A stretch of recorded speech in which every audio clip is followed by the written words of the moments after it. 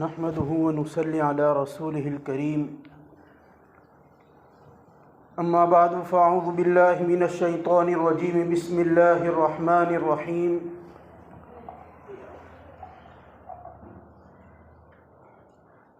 الذين يأكلون الربا لا يقومون إلا كما يقوم الذي يتخبطه الشيطان من المس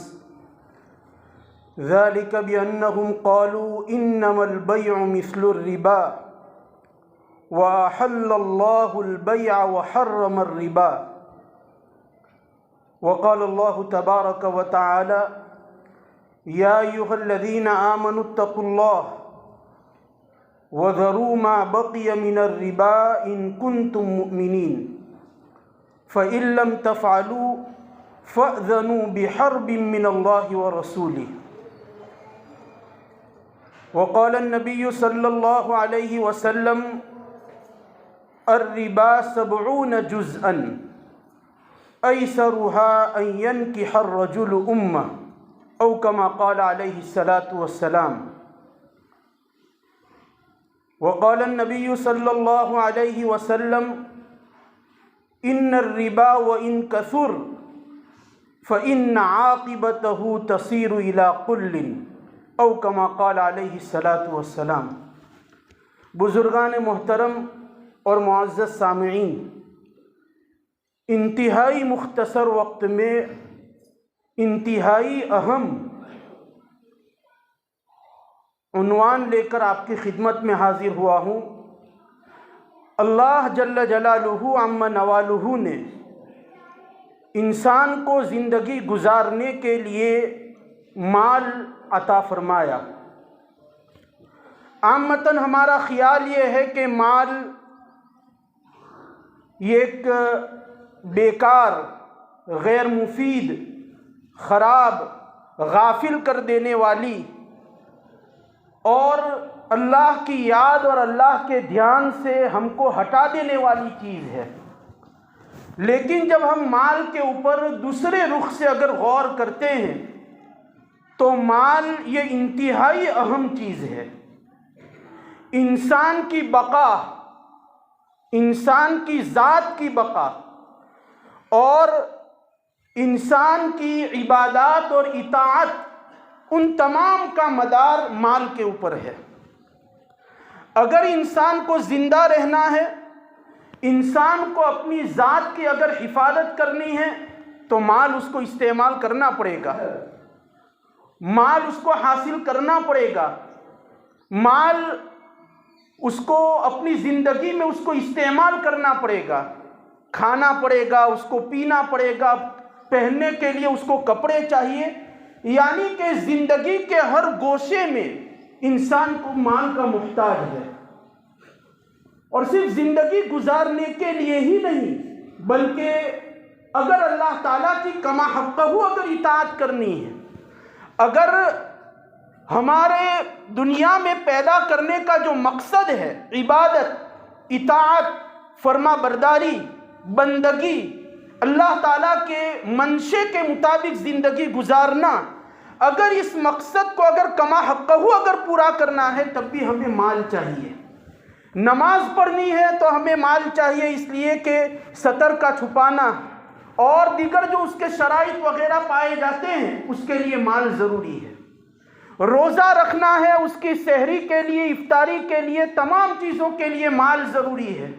زکوٰۃ ادا کرنی ہے، اس کے لیے مال ضروری ہے۔ اگر حج کرنے کے لیے اگر ہمیں جانا ہے تو مال ضروری ہے۔ خلاصہ یہ ہے کہ اگر عبادت اگر اللہ تعالیٰ کی کما حقہ اگر ہمیں کرنی ہے تو اس کے لیے بھی مال ضروری ہے۔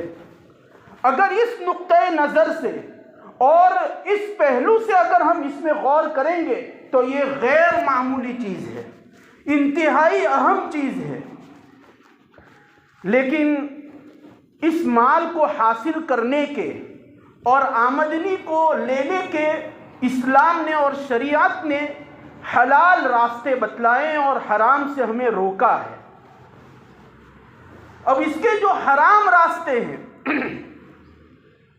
ان میں سب سے بڑی چیز ہے سود، جس کو ربا کہا جاتا ہے۔ جس کو بیاج کہا جاتا ہے۔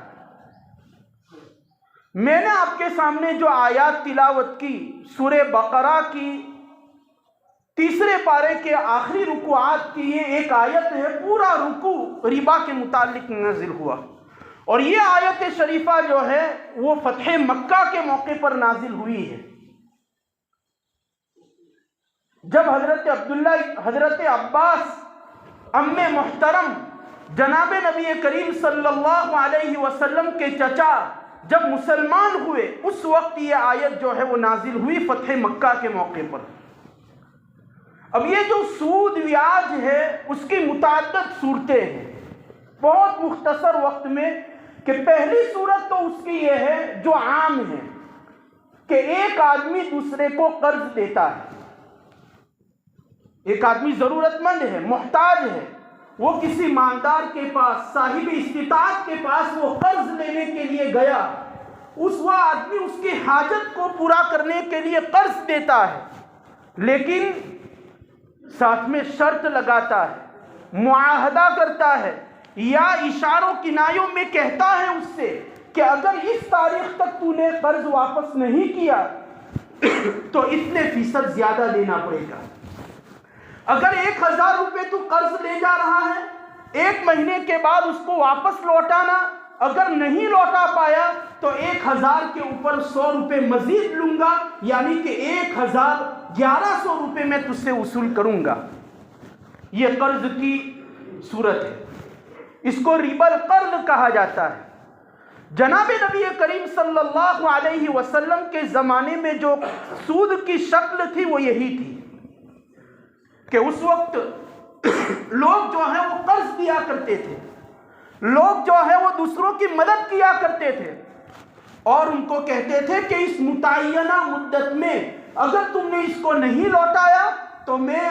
اس کے اوپر جو ہے وہ زیادہ پیسے لوں گا۔ قرآن مجید میں 7 آیات اور احادیث مبارکہ میں 40 احادیث میں جو ہے وہ سود کی حرمت اور اس پر وعید اللہ کے رسول صلی اللہ علیہ وسلم نے بیان فرمائی ہے۔ دوسری صورت سود کی یہ ہے کہ آدمی چاول کو چاول کے عوض، گیہوں کو گیہوں کے عوض، سونے کو سونے کے عوض، چاندی کو چاندی کے عوض، کھجور کو کھجور کے عوض بیچتا ہے یا لیتا ہے، تو اس وقت اگر چاول کے ذریعے اگر وہ خرید و فروخت کرتا ہے تو چاول جو ہے وہ ایک طرف زیادہ ہے، 20 کلو ہے، اور دوسری طرف جو ہے وہ اس سے کم ہے، یہ بھی ربا کی ایک صورت ہے، اور اس کو ربا الفضل کہا جاتا ہے۔ پہلی جو صورت تھی وہ ربا النسیہ ہے، اور یہ دوسری جو صورت ہے وہ ربا الفضل ہے۔ اسی طرح ربا کا ایک مفہوم اور ایک حقیقت اس کی یہ بھی ہے سود کی کہ آدمی کسی کو ہدیہ دیتا ہے، یہ ہمارے معاشرے میں بہت عام ہے۔ کون کون سی صورت عام ہے میں اس کی بھی نشاندہی کروں گا۔ یہ جو تیسری صورت بیان کی جا رہی ہے سود کی، وہ یہ ہے کہ ایک آدمی کسی کو ہدیہ دیتا ہے، اور ہدیہ دینے کے موقع پر اس کے دماغ کے اندر یہ ہوتا ہے کہ یہ آدمی جب مجھے ہدیہ دے گا تو کچھ زیادہ دے گا۔ ایسا کب ہوتا ہے؟ ایسا شادی کے موقع پر ہوتا ہے۔ سلامی جو دی جاتی ہے اور دلہا دلہن کو جو ہدیہ دیا جاتا ہے، اس وقت دینے والا یہ خیال کرتا ہے کہ میں اس کے بیٹے اور بیٹی کے نکاح اور شادی کے موقع پر میں 100 روپے دے رہا ہوں، جب میرے گھر میں کسی کا نکاح اور کسی کی شادی ہوگی تو یہ 200 روپے دے گا۔ 21ویں پارے میں وَمَا آتَيْتُم مِّن رِّبًا لِّيَرْبُوَ فِي أَمْوَالِهِمْ، اس میں اسی کا تذکرہ کیا گیا ہے، اور اس کو بھی سود قرار دیا گیا، اس کو بھی بیاج قرار دیا گیا۔ قرآن مجید اس ربا العطیہ اور اس طرح کے ہدیے کو قرآن مجید جو ہے وہ ربا کہہ رہا ہے۔ نمبر 4، چوتھی حقیقت سود کی یہ ہے ربا کی کہ ہر ناجائز معاملے کو سود کہا جاتا ہے، کوئی بھی صورت ہو اس کی۔ اس کو جو ہے وہ سود کہتے ہیں۔ یہ تو وہ صورتیں ہیں جو علماء نے بیان کی ہے، لیکن ہمارے معاشرے میں جو سود اور بیاج کی صورت ہے جس پر تمام کے تمام لوگ مبتلا ہیں، وہ صورت یہ ہے کہ بینکوں کے اکاؤنٹس میں ہمارے پیسے اور اس میں مہینے میں 1 مرتبہ یا مہینے میں 2 مرتبہ جو ہے اس میں پیسے آتے ہیں۔ ہم نے جو پیسے اس میں رکھے ہیں وہ تو ہے ہی، لیکن اس کے علاوہ جو پیسے آتے ہیں زائد، وہ سود ہے۔ اور سود وہ اس لیے ہے کہ اس کو حاصل کرنے میں آپ نے کوئی محنت نہیں کی ہے، آپ نے اس کے لیے پسینہ نہیں بہایا، آپ نے اس کے لیے کوئی مشقت نہیں اٹھائی، بلکہ بغیر کسی کام کے وہ فائدہ اور وہ پیسہ آپ کو مل رہا ہے، اور یہ پیسہ ہر مہینے ہم کو مل رہا ہے۔ اسی طرح دوسری صورت کہ بعض لوگ یہ کرتے ہیں کہ اپنے پاس جو پیسے ہیں ان تمام پیسوں کو اپنے بینک کے اکاؤنٹ میں ایف ڈی کے طور پر رکھ دیتے ہیں، 4 لاکھ روپے، 5 لاکھ روپے، اور اس کا نتیجہ یہ ہوتا ہے کہ ان کا قاعدہ ہوتا ہے کہ آپ 5 لاکھ روپے رکھیے، سال کے 5% جو ہے وہ تم کو زیادہ ملے گا، یعنی کہ اگر آپ نے 5 لاکھ روپے رکھے ہیں تو آپ کو اس کے اوپر 35,000 جو ہے وہ سالانہ زیادہ ملے گا۔ تو 5 لاکھ تو وہ آپ کے ہیں، لیکن وہ جو 35,000 جو آپ کو مل رہے ہیں سالانہ، وہ کس چیز کے ہیں؟ یہ سود ہے، یہ ربا ہے، یہ ناجائز ہے، یہ بیاج ہے، اور یہ ایسا ہی ناجائز اور حرام ہے جیسا کہ شراب ناجائز ہے، جیسا کہ زنا ناجائز ہے۔ اور مجھے آپ کہنے دیجئے کہ شراب جو ہے اس کا پینا کم گناہ ہے، زنا جو ہے اس کا گناہ جو ہے وہ کم درجے کا ہے، اور یہ بیاج اور سود کا کھانا یہ اس کے مقابلے میں سینکڑوں نہیں بلکہ ہزاروں درجہ بڑا گناہ ہے۔ لیکن معاشرہ اور سماج میں جو چیز عام ہو جاتی ہے، چاہے وہ بہت بڑا گناہ ہو، لیکن اس چیز کے گناہ ہونے کی اس کی جو خرابی ہے، اس کی نحوست ہے، اس کی حقارت، قباحت، شناعت اس کی جو ہے وہ دل سے ختم ہو جاتی ہے۔ ہم شراب پینے کو تو گناہ سمجھتے ہیں، زنا کرنے کو گناہ سمجھتے ہیں، خنزیر کا گوشت کھانے کو ہم گناہ سمجھتے ہیں، اس کو معیوب سمجھتے ہیں۔ اگر کوئی آدمی اس کو اختیار کرتا ہے تو ہم اس پر ملامت بھی کرتے ہیں، اس کو جو ہے ہم یہ بھی کہتے ہیں کہ اس نے حرام کام کیا ہے، لیکن ہمیں معلوم ہے کہ فلاں آدمی جو ہے وہ سود کے پیسے کھا رہا ہے، مفت کا کھا رہا ہے، بغیر محنت کا کھا رہا ہے،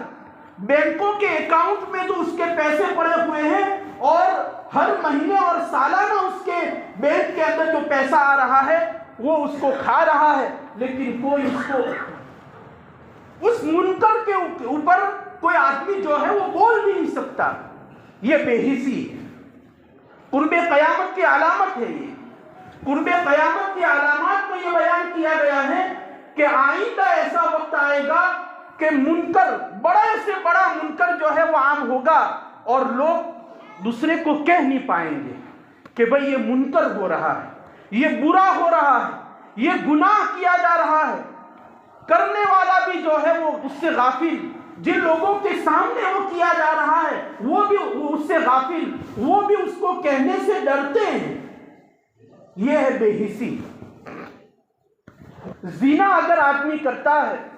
تو وہ 10 منٹ کا گناہ ہے، چوری کرتا ہے تو 10 منٹ کا جو ہے وہ یہ کام ہے اور فعل ہے، لیکن بے حسی ایک ایسا گناہ ہے جس میں دوام ہے، جس میں تسلسل ہے۔ آدمی اگر ایک مرتبہ بے حس ہو گیا، یعنی کہ گناہ اس کے سامنے ہو رہے ہیں اور وہ اس پر کچھ بول نہیں پا رہا ہے،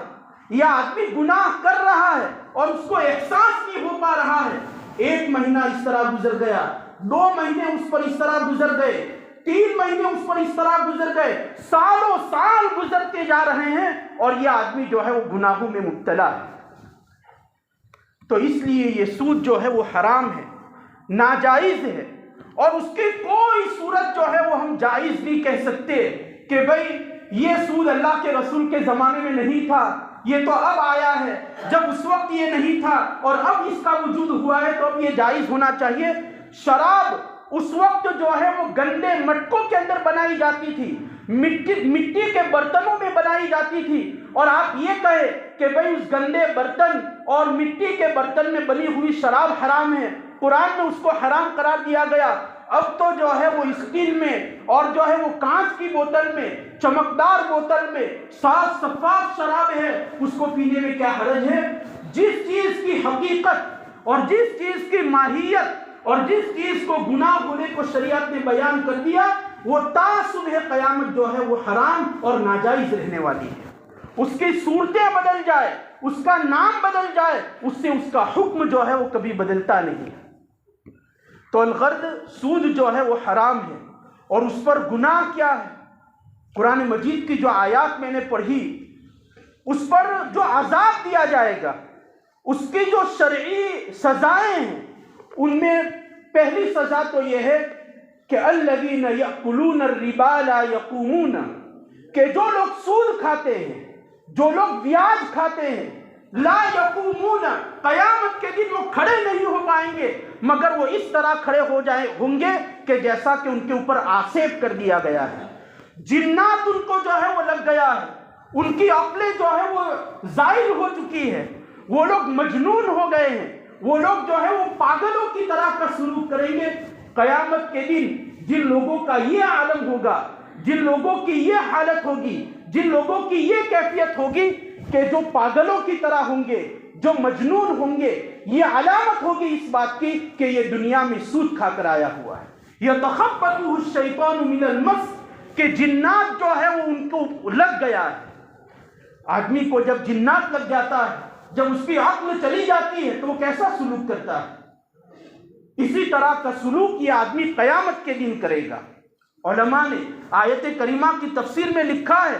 کہ آپ آخرت کا انتظار مت کرو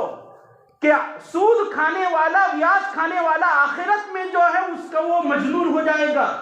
دنیا میں بھی ایسے لوگ ہیں کہ جو سود کھاتے ہیں اور ان کی عقل جو ہے وہ چلی گئی ہے، وہ پاگلوں کی طرح ہو گئے ہیں۔ آپ جو ہے وہ اسٹاک ایکسچینج میں جائیے، اسٹاک مارکیٹ میں جائیے، وہاں آپ دیکھیے جو لوگ بیٹھے ہوئے ہیں، کوئی کہہ رہا ہے کہ لے لے، کوئی کہہ رہا ہے کہ بیچ دے، کبھی ادھر دیکھ رہا ہے، کبھی ادھر دیکھ رہا ہے، کبھی اس سے بات کر رہا ہے، کبھی اس سے بات کر رہا ہے، ہمیشہ جو ہے وہ پریشر میں رہتا ہے کہ کہیں جو ہے یہ اوپر ہو گیا، کہیں یہ نیچے ہو گیا۔ یہ پاگلوں کی طرح کی حرکت دنیا میں اللہ تعالیٰ نے اس کو جو ہے وہ دکھائی ہے۔ تو یہ پہلی سزا ہے کہ جو آدمی سود کھائے گا، بیاج کھائے گا، وہ قیامت کے دن اس طرح پاگلوں کی طرح جو ہے وہ لوگوں کے سامنے ہوگا۔ نمبر 2، دوسری سزا جو اس کی قرآن مجید میں بیان کی گئی، وہ دوسری سزا یہ تھی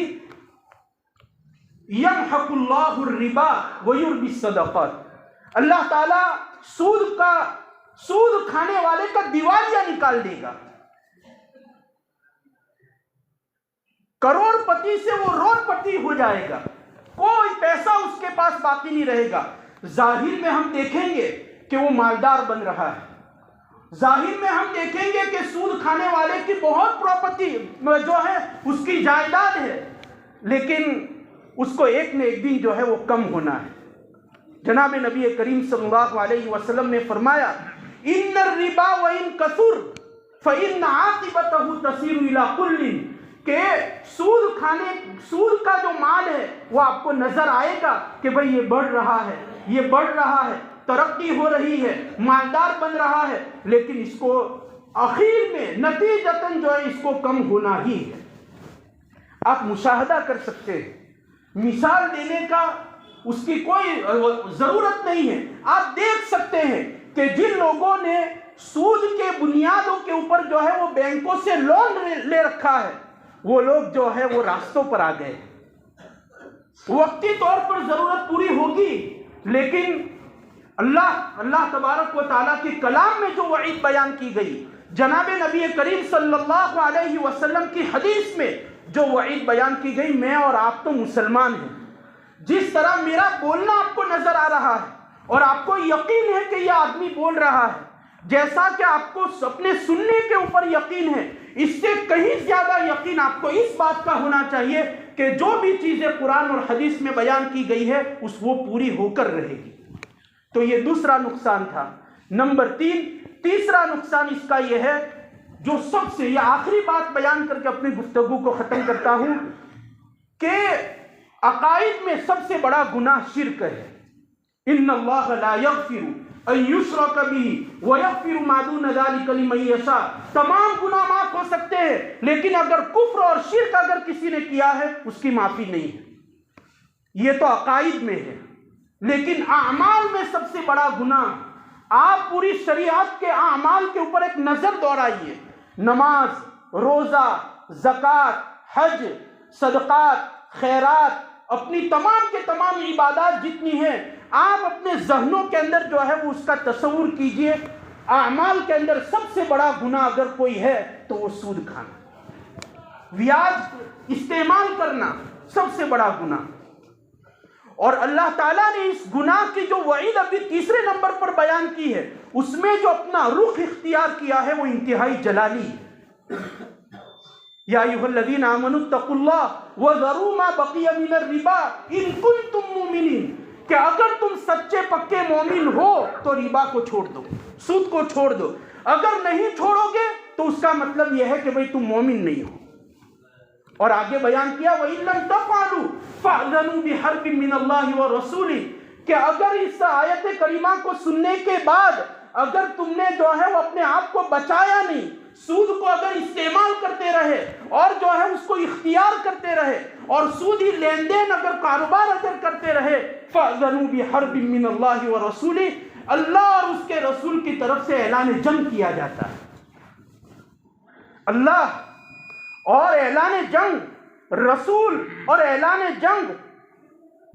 اگر کوئی آدمی اللہ کے مقابلے میں کھڑا ہو جائے تو وہ جنگ کیسے جیت سکتا ہے؟ ایک بھدی سی مثال ہے، لیکن جو ہے وہ سمجھانے کے لیے کافی ہے کہ ایک چیونٹی اور ایک ہاتھی کا اگر مقابلہ ہو جائے تو اس میں ہاتھی کی فتح جو ہے وہ یقینی ہے۔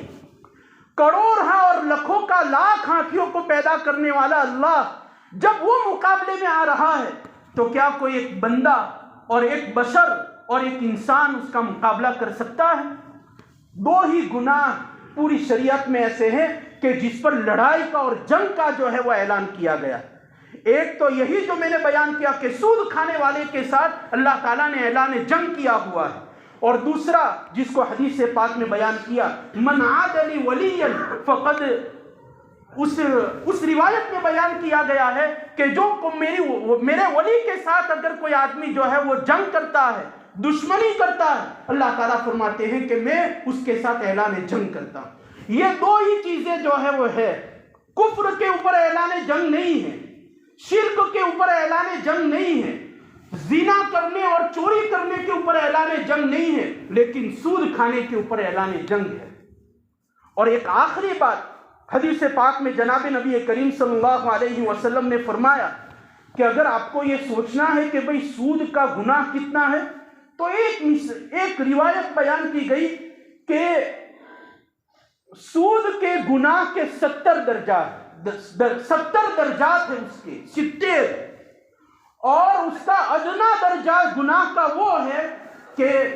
وہ مساوی ہے اس بات کے کہ ایک آدمی اپنی ماں سے زنا کرے۔ ایک آدمی اپنی ماں سے زنا کرے، کتنا بڑا گناہ! زنا تو فی نفسی ہی گناہ ہے، لیکن اپنے ماں سے کرے، تصور نہیں ہے اس کا۔ یہ شناعت و قباحت اور انتہائی حرام مطلق ہونے کے لیے آخری درجے کی جو ہے وہ بات اللہ کے رسول صلی اللہ علیہ وسلم نے بیان کی ہے۔ امید کرتے ہیں کہ جو بھی چیز بیان کی گئی اللہ تبارک و تعالی اس کو صدق دل کے ساتھ قبول کرنے کی اور ہم سب کو اس پر عمل کرنے کی توفیق عطا فرمائے۔ وآخر دعوانا الحمدللہ رب العالمین۔